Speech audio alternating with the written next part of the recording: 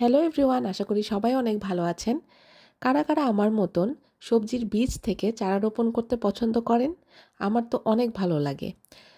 Nursery থেকে একটা পরিপক্ক গাছ এনে লাগালে যে আনন্দটা পাওয়া যায়, তার চাইতে দ্বিগুণ আনন্দ হয় যখন নিজে বীজ লাগানোর পরে যখন একটা চারা দেখি।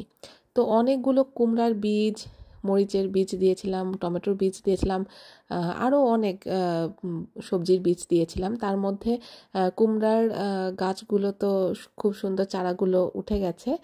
টমেটোরও অনেক চারা হয়েছিল, মরিচেরও অনেক চারা হয়েছিল। মরিচের অনেক চারাই পাখি খেয়ে ফেলেছে, টমেটোরও তাই। বাট এই যে টমেটোর দুইটা গাছ খুব ভালোই বড় হচ্ছে।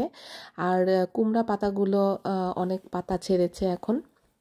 তো যখন সার জল দিয়ে গাছগুলো বড় করা হয় তখন অনেক ভালো লাগে। আর যখন ফলন হবে তখন তো আরও ভালো লাগবে।